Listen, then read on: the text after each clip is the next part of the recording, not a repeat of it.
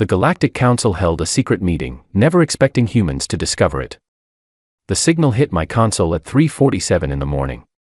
Not a ping. Not a routine burst. A tight, clean, mathematically structured beam of data that had no business existing anywhere near the Kuiper belt. I had been awake for 19 hours at that point, running diagnostics on a relay antenna that kept throwing ghost readings, and I was tired enough that my first instinct was to assume I had made a mistake. I had not made a mistake. My name is Dara Voss. Lieutenant, Signals Division, United Earth Space Authority. My posting was Relay Outpost November 7, a pressurized metal tube floating at the outer edge of the solar system, staffed by 4 people and one very capable artificial intelligence we called Patch. November 7 existed for one purpose: to listen. We monitored electromagnetic frequencies across a wide band, logged anything unusual, and forwarded reports to the main analysis hub on Ganymede. It was quiet work. It was lonely work. Most days, the most exciting thing that happened was Patch telling me that a particular stellar wind pattern had shifted 2 degrees off its baseline projection. That morning changed everything. I pulled up the raw data and stared at it for a long time. The frequency was not natural. No pulsar, no magnetar, no known stellar phenomenon produces a signal with that kind of internal structure. It had rhythm. It had pattern. It had, buried inside its layers, something that looked very much like encoded information. Patch confirmed it 11 minutes after I flagged it. The word that appeared on my secondary screen was simple and absolute. Deliberate. I sat back in my chair and looked at the viewport. Outside, the Kuiper belt was dark and still and ancient, the way it had been for 4.5 billion years before any human being had ever drawn a breath. Somewhere out beyond it, something had sent this signal. Something that had aimed it carefully, packaged it precisely, and expected no one on this end to notice. I noticed. Patch and I spent the next 6 hours working on the encoding. I want to be honest about something: I am good at my job, but I am not a genius. What I am is stubborn. I do not let go of a problem once it has me. Patch was running decryption models while I worked through the structural logic of the signal by hand, mapping its layers the way my grandfather used to map old hiking trails, one careful step at a time, marking what I found before moving to the next section. At hour 4, Patch cracked the outer cipher. At hour 5, I found the key to the inner layer buried in a prime number sequence so elegant it made me feel something close to awe. At hour 6, the full header decoded. I read it 3 times. Galactic Council. Closed session 44,891. Agenda: the human question. I did not move for a very long time after that. I want to explain what that moment felt like, because I think it matters. I am not a dramatic person. I do not cry easily. I have spent 8 years working in deep space, which has a way of making you very calm about very large things. But sitting there in the blue-green glow of my console screens, reading those words, I felt something shift deep inside my chest. The universe had just revealed that it was far larger and far more complicated than even our most optimistic scientists had dared to hope.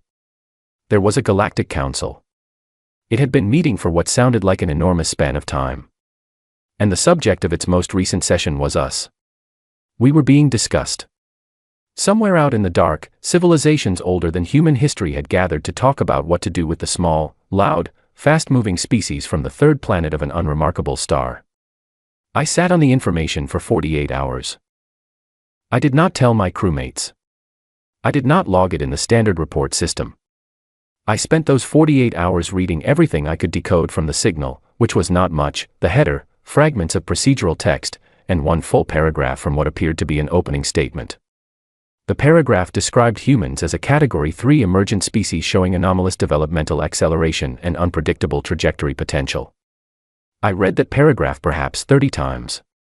I wrote it out by hand on a piece of paper and pinned it above my console.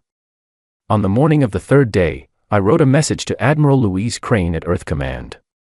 I kept it short. I said, "You need to read the attached file. Do not reply through standard channels. Do not forward this to anyone until we have spoken directly. What I am sending you will change everything." Then I hit send, leaned back in my chair, and waited. Patch broke the silence after 4 minutes. The AI's voice was calm, as always. It said, "Dara, your heart rate has been elevated for 49 hours. You should eat something." I laughed. It was a real laugh, the kind that surprises you. I went to the small galley and made myself a bowl of hot rice with a fried egg on top, and I sat by the viewport and ate it slowly while the stars burned cold and patient outside the glass. Out there, in some direction I could not yet name, a council of ancient civilizations had held a secret meeting. They had never expected a tired signals analyst eating cold rice in a tin can at the edge of the solar system to find it. That was their first mistake. Admiral Louise Crane moved fast.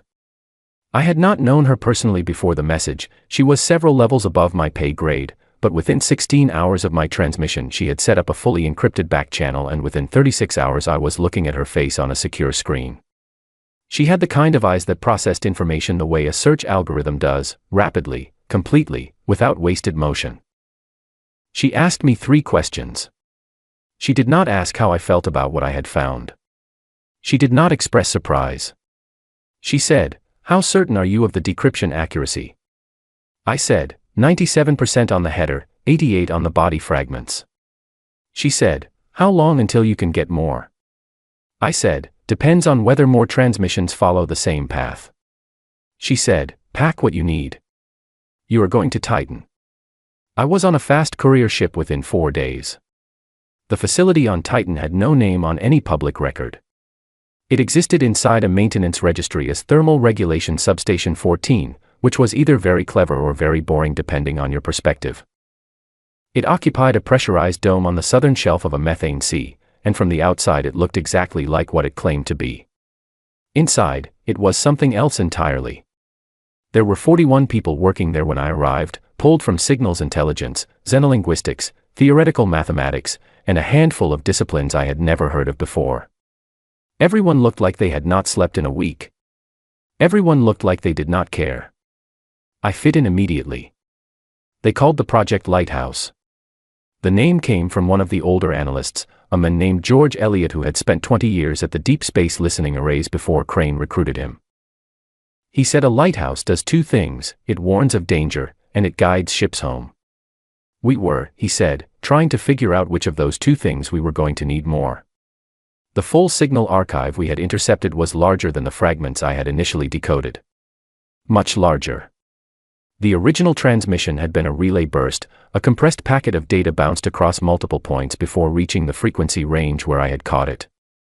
With the full decryption team working and patch running continuous models, we began to unpack it layer by layer over the following 3 weeks.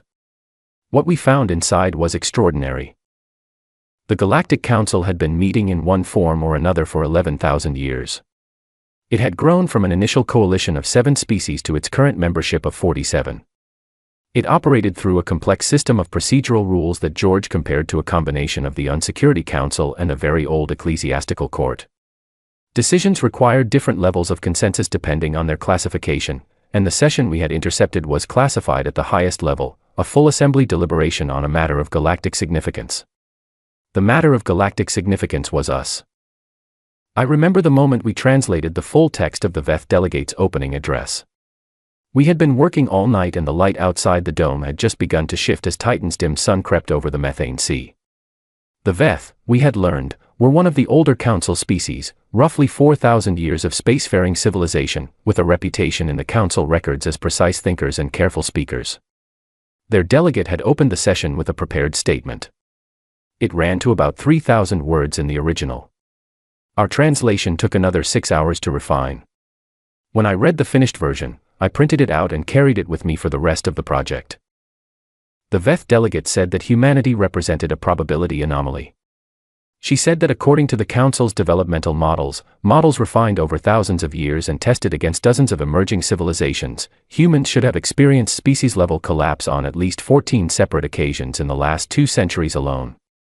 She listed them. The climate disruption. The resource conflicts. The biological crises. The proliferation of destructive technologies. 14 windows where the math said a species at our developmental stage would almost certainly fail to hold together. We had not failed. We had not even slowed down appreciably. We had passed through each of those windows and come out the other side faster and more capable than before.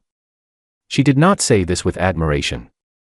She said it the way you might describe a structural anomaly in a bridge that should have collapsed, with concern, and a professional urgency to understand what was holding it up.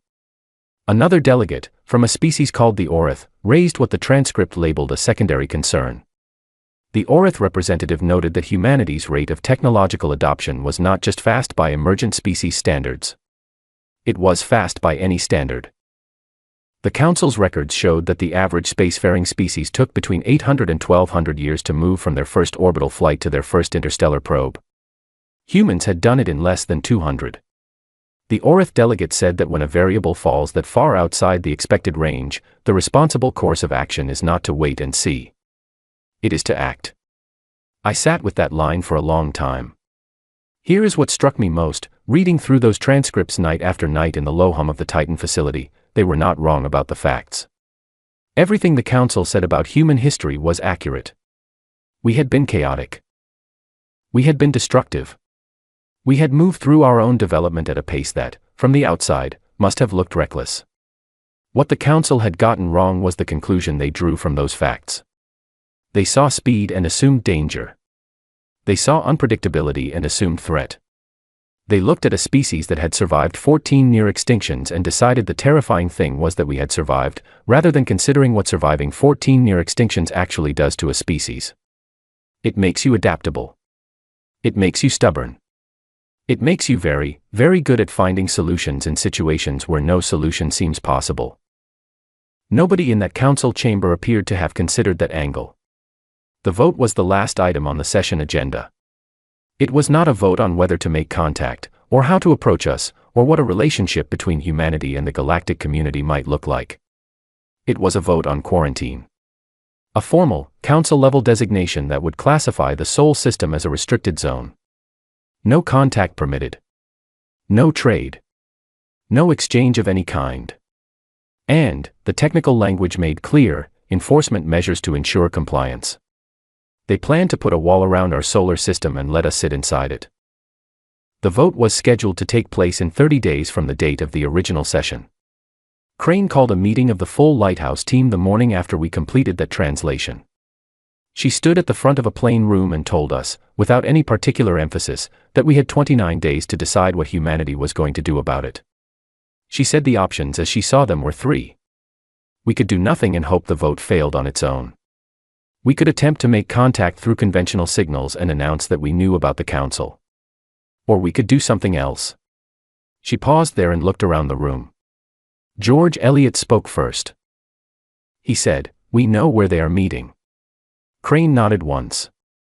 The coordinates had been embedded in the relay bounce path. Patch had extracted them on day 11 and I had verified the calculation twice. Somewhere in a binary star system with no designation in any human catalog, there was a structure. A meeting place. A table around which 47 civilizations had sat for 11,000 years to decide the shape of the galaxy.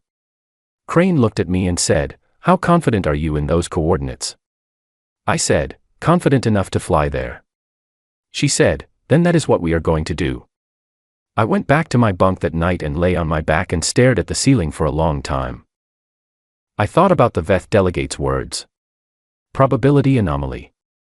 14 windows of collapse that we had climbed through. I thought about every human being who had ever stood at the edge of something enormous and stepped forward anyway, not because they were certain it would be fine, but because stepping back was not a real option. I thought, yes. That is exactly what we are going to do. I got up, got dressed, and went back to work. The ship they assigned us was not a warship. I want to make that clear because I think it matters enormously. Admiral Crane could have chosen to send something with teeth, something designed to make an impression through the language of force. She did not. She chose a long-range diplomatic courier, sleek, fast, unarmed, and very visibly unarmed. It had been built for extended deep space travel and its interior was more comfortable than anything I had worked in before, with proper cabin space and a galley that could produce a reasonable approximation of actual food. The crew was small, 9 people plus myself. The pilot was a quiet man named Oliver Hatch who had spent 14 years flying resupply routes to the outer colonies and who seemed to view the most significant mission in human history with the same calm attention he gave to everything else.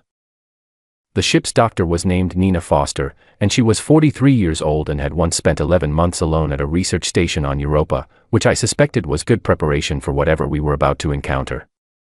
The rest of the crew were specialists, 2 more signals analysts, a xenobiologist named Peter Graves who had spent his career studying the possible range of non-human cognition, and a small team of diplomatic and protocol specialists who had been rapidly briefed on everything we knew about council procedure. Crane was not on the ship. She was coordinating from Titan, running a parallel set of contingencies that she did not share with us in detail. I understood that. What I did not know about, I could not react to if things went wrong. We called the ship Audacity. That was not its official designation. Its official designation was Courier 7-November, which tells you everything about how the Earth Space Authority names its ships. We called it Audacity because Oliver suggested it one evening at dinner, 3 days out from Titan, and everyone laughed, and the name stuck. I spent the transit time studying. I had access to everything Lighthouse had translated. Every session fragment, every delegate profile we had been able to piece together, every procedural rule, every cultural reference embedded in the formal language of council communication. I read it all. I read it during meal times and during my sleep cycle and during the long quiet hours when the rest of the crew were resting. Peter Graves sat with me most evenings and we talked through what we were learning, not just the facts of it, but the texture. The way the council members addressed each other. The weight of specific formal phrases. The difference between a statement of concern and a statement of opposition, which in council protocol were 2 very different things with very different procedural consequences. I was building a map. Not of space, but of minds. Peter said to me on the 7th day, "You are treating this like a cipher." I said, "It is a cipher. Every new culture is. You find the underlying logic, you find the pattern, and then you can navigate it." He said, "What if their underlying logic is too different from ours to navigate?" I said, "Then we pay very close attention and we adapt. That is what we do." He smiled at that. He had a good smile, the kind that reached his eyes fully. We dropped out of faster-than-light travel at the edge of the binary star system on day 19. I was on the bridge when we arrived and I watched the 2 stars resolve on the forward display, one orange-white, one cooler and redder, orbiting each other in a slow, ancient dance. Between them, in a gravitationally stable zone that someone had clearly chosen with great care, there was a structure. It was larger than anything human beings had ever built in space. Larger than any space station, larger than any orbital platform, larger than anything I had been able to imagine when I read the council records and tried to picture their meeting place. It was not flashy. It did not glow with dramatic light. It was a dark, complex geometry, layers upon layers of structured material that caught the binary starlight in ways that shifted as we moved. It looked, if I am being honest, like something that had grown rather than been built, like a coral reef scaled up to the size of a small moon and given shape and intention. I stared at it for a long time. Then Patch opened a channel and told me we were being hailed. The hailing signal was not in any human language. It was in council protocol, the formal communication standard we had decoded from the session transcripts. The message was a standard challenge: identify yourself, state your origin, state your purpose, await instructions. I answered in council protocol. I had been practicing for 19 days. The formal language had a structure that was difficult in ways English was not difficult. It required you to encode the speaker's relationship to the listener in every sentence, and to specify the nature of your claim to be speaking at all. I had worked out the phrasing with Peter and with George Elliott over the radio from Titan. I stated our origin as the 3rd planet of the Sol system. I stated our purpose as participation in the current session. I used the formal phrase that council records showed was used by recognized members when arriving for a scheduled deliberation. We were not recognized members. But the phrase bought us something more valuable than a polite response. It bought us silence. And silence, in council protocol, means the other party is conferring. The silence lasted 9 minutes and 40 seconds. I counted. Then a different channel opened. This one was not using the standard hailing protocol. It was using a direct address format, the kind used between senior delegates when a matter required immediate private discussion. A voice came through, translated in real time by Patch with a smoothness that still amazes me when I think about it. The voice said, "You should not be here. This location is unknown to your species. Explain how you came to know these coordinates. I looked at Oliver, who was watching me from the pilot's seat with an expression of complete calm. I looked at Peter, who gave me a small nod. I looked at the forward display, at the structure hanging between the twin stars, at the representatives of 47 civilizations who were currently, I knew, in the middle of a session to decide whether to close a wall around our solar system forever. I pressed the transmit control and said, "We found your signal. We decoded it. We plotted your location from the relay path. We built a ship and we flew here. I understand that this is unexpected. I understand that this is not how things are done at this council. But I would like to suggest that the fact we are able to do this at all is something you should consider carefully before you hold your vote." The channel stayed open. I could hear, faintly, what sounded like a great deal of very rapid conversation on the other end. I sat back and waited. Oliver said quietly, "Well done." Nina handed me a cup of tea. I drank it and watched the structure between the stars and felt something I had not expected to feel in that moment. Not fear. Not excitement, exactly. Something older and quieter than either of those things. Something that felt like standing at the beginning of a very long road and finally being able to see, for the first time, where it was going. 10 minutes later, the channel opened again. The same voice. It said, "You will hold your position. We are conferring." I said, "We will hold our position. Take all the time you need." I set the cup down and looked at the stars. They gave us 2 hours to wait, and then they gave us an argument to make. It was not framed as an invitation. The communication that came through after those 2 hours used formal council language that Patch translated as conditional access for the purpose of addressing a procedural anomaly. In plainer terms, we were being allowed in because what we had done, arrive uninvited with knowledge we should not have, technically created a situation that their rules required them to address. They had to hear from us, at least briefly, or the procedural record of the session would be incomplete. I had not known that when I cited the formal arrival phrase. But George Eliot had. He had found the procedural rule buried in a footnote of a translated council governance document, and he had told me about it on day 6 of our preparation on Titan. He said, "If you use that phrase and they know you are not a member, they will have to grant you access to correct the record. It will not give you much time. But it will give you something." It gave us 20 minutes. The docking process took 45 minutes by itself. There was no drama in it, precise automated guidance that brought Audacity into a pressurized bay that seemed designed to accommodate a wide range of ship configurations. The air inside the structure, when the bay equalized, was breathable. Slightly higher oxygen than Earth normal, a different balance of trace elements, but breathable. Nina checked it twice before she let anyone remove their helmet seals. Oliver stayed with the ship. The rest of us went in. The corridor that led from the docking bay to the main assembly chamber was long, and it was made of something that was not metal and was not stone but shared qualities with both. It was warm to the touch. The light inside came from sources I could not identify, no visible fixtures, just a diffuse, even illumination that seemed to come from everywhere at once. The ceiling was high enough that I could not see it clearly.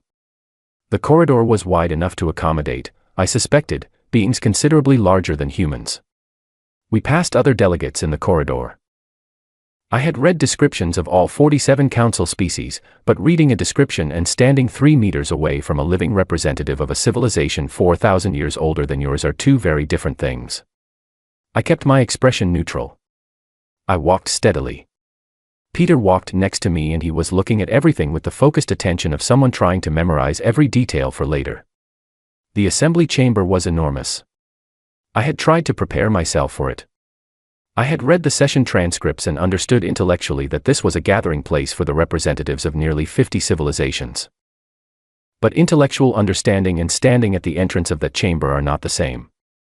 The space rose above us in a curve that reminded me of the inside of a shell, and around its perimeter, arranged in a way that gave each delegation both visibility and a sense of separation, were the seating areas of 47 species.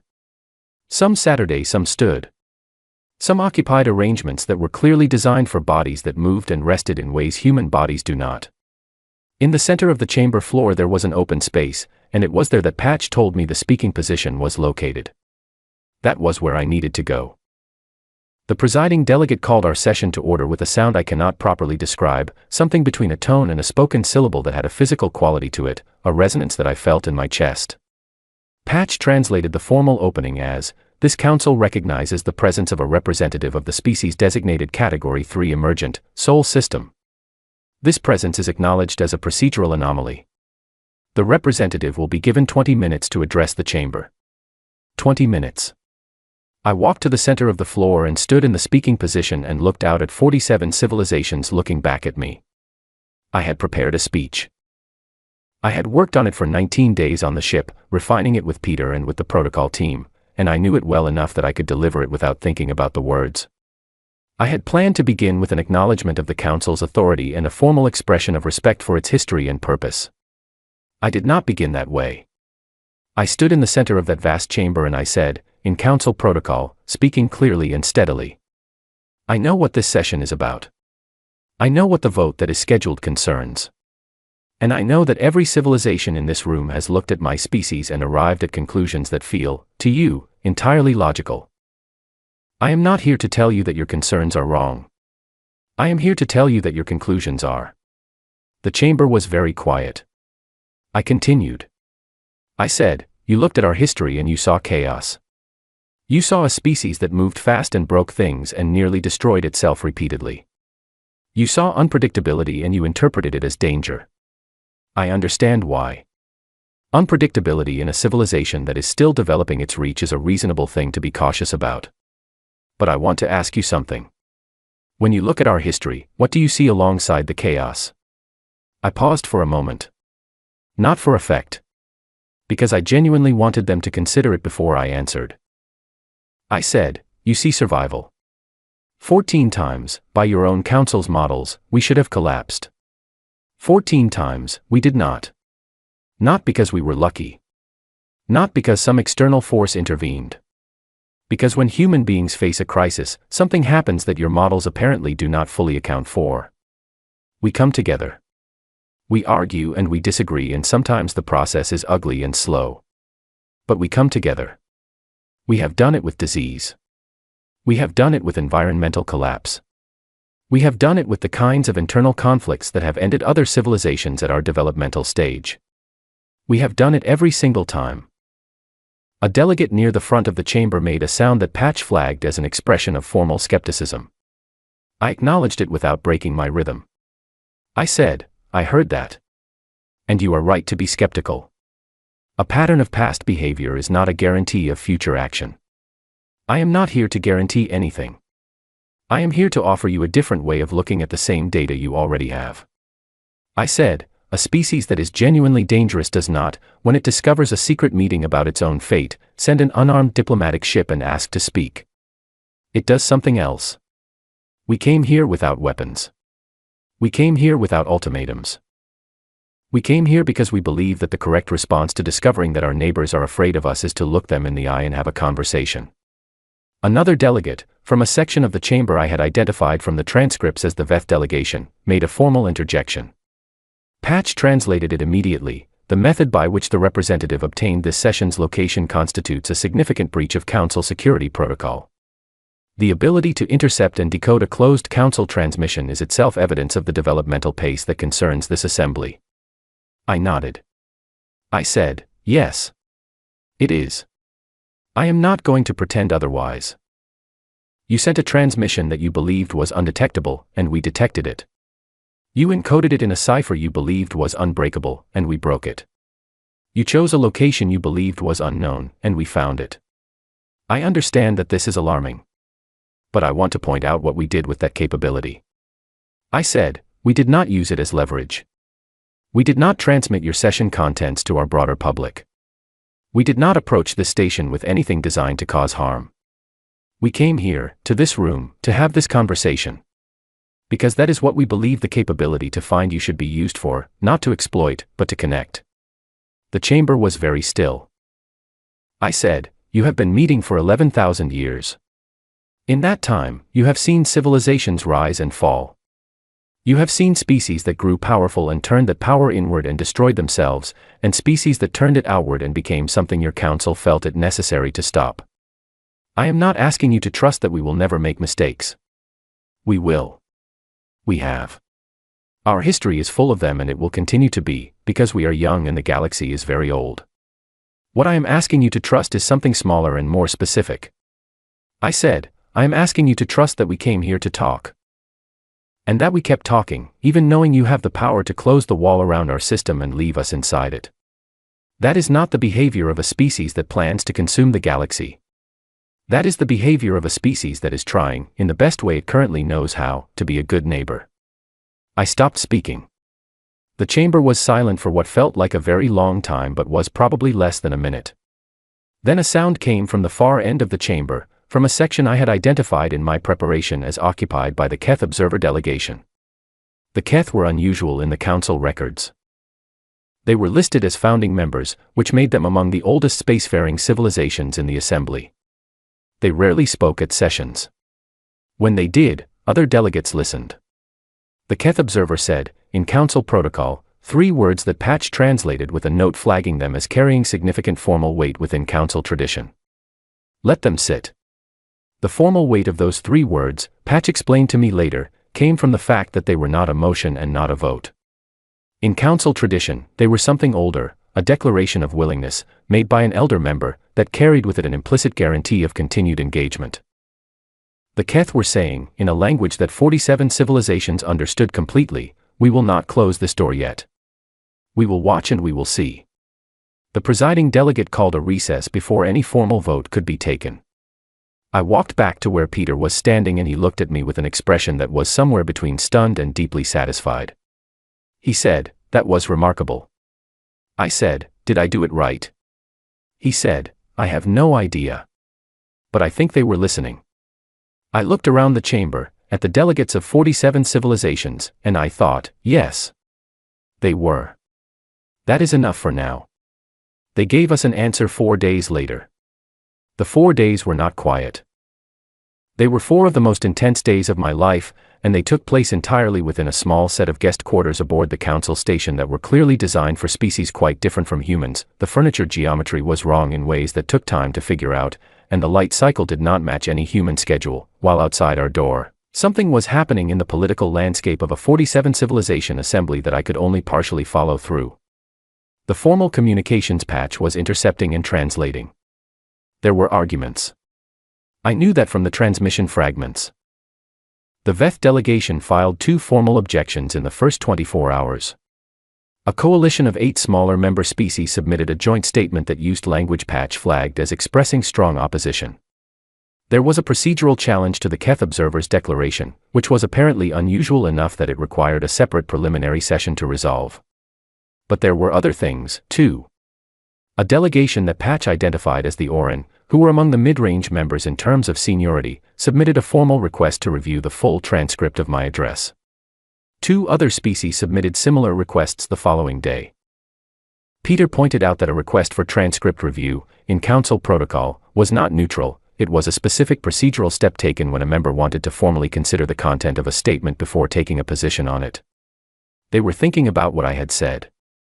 On the evening of the 3rd day, George Elliott radioed from Titan. He had been monitoring what he could from there, which was considerably less than what we had access to on the station. He said, "How are you doing?" I said, "I am not sleeping much." He said, "That seems appropriate." I said, "Do you think we made a mistake coming here?" He was quiet for a moment. Then he said, "I think coming here was the only honest thing to do. Whether it was a mistake depends on what they decide." I said, "That is not a comforting answer." He said, "No, but it is a true one." I appreciated that. On the morning of the 4th day, a formal communication arrived from the presiding delegate. It was addressed, in Council protocol, to the representative of the Category 3 emergent species, Sol System, and it was written in the most careful formal language I had yet encountered in any of the translated documents. I read it 3 times before I trusted my understanding of it. The Council had decided, by a margin the communication did not specify, to modify the proposed quarantine measure. The modification was significant. Instead of a closed restriction, the Sol System would be designated as a provisional observation zone, a status that existed in Council tradition for emerging civilizations that showed characteristics warranting continued monitoring. Under this status, no wall would be built. No restriction would be placed on our development or our movement. But a formal observation record would be opened, and humanity would be expected to engage with designated council liaisons on a schedule to be determined. There was a second component to the decision. Humanity was being offered provisional observer status within the council itself. Not full membership. Observer status meant no vote, no formal standing in procedural debates, no binding voice in any council decision. But it meant a seat. It meant presence. It meant that when the council convened its next session, there would be a section of the chamber designated for the representative of the third planet of the Sol system, and someone from Earth would sit in it. I was assigned that seat. Not permanently, the communication was clear that formal appointment would require Earth government ratification and a separate council confirmation process. But for the current session and any continuations thereof, I was the designated liaison. I sat with that for a while. Then I got up and told Peter, who looked at me with an expression of such quiet relief that I had to look away for a moment. I told Oliver and Nina and the rest of the crew. Oliver said, "That is the best outcome I could have imagined." Nina said, "I am going to need to make a very detailed medical report about this mission." I said, "Please do." She said, "The sleep deprivation data alone will be interesting." We prepared to move from our guest quarters to the official observer section. There was a formal process for this, a set of steps outlined in the communication that we needed to complete before the next plenary session. Peter and I worked through it together, making sure every detail was handled correctly. I was meticulous about it. I wanted no procedural errors. I wanted the record to show that humanity's first official acts within the council framework were done carefully and correctly. On the way to the observer section for the first time, we passed through a corridor that overlooked the main assembly chamber. I stopped at the viewing port and looked down. The chamber was empty, the delegates were in recess, but the space itself was extraordinary even without anyone in it. The curve of the ceiling, the careful arrangement of the delegation areas, the speaking position at the center of the floor where I had stood 4 days earlier. I thought about the Veth delegate's words, from the opening address of the session that had changed everything. Probability anomaly. 14 windows. I thought about all the people who had worked at Lighthouse on Titan, who had spent sleepless weeks translating and analyzing and building the understanding that made this mission possible. I thought about George Eliot, who had found the procedural rule that got us into the chamber.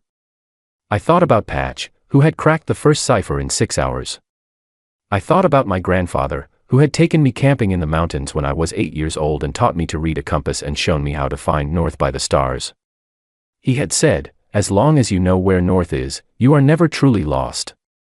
I sent a message to Crane on the encrypted channel. I said, "We have a seat. Provisional observer. No vote, but a presence. The vote on restriction has been suspended. We are in."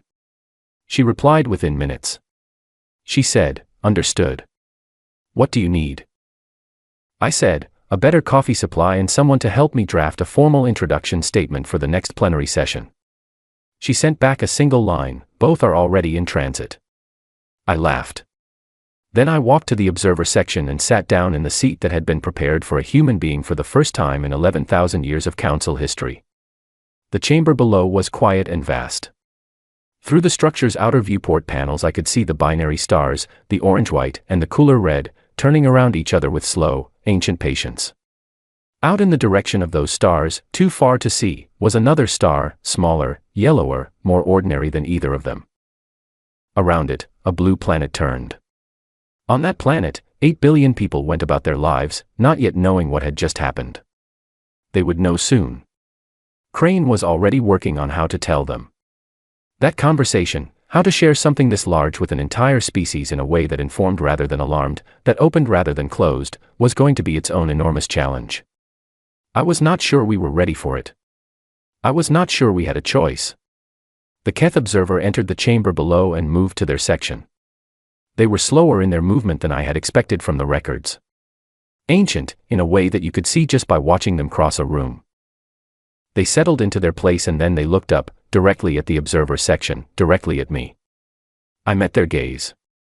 The Keth observer made a gesture that Patch translated, after a moment of processing, as follows: a formal acknowledgement, used between members of the council when a long period of waiting has produced a result. It had no exact equivalent in human language. The closest match, Patch said, was something like, "The waiting was worth it." I did not know the equivalent gesture in council protocol. So I did what felt right. I put my hand flat against the viewport panel, the way you do when you want to reach through something transparent and make contact with what is on the other side. The Keth observer held still for a moment. Then they raised one of their limbs and held it level, parallel to the floor, in a gesture that Patch told me was not in the council protocol records. It was, as far as the AI could determine, new. Maybe it meant something.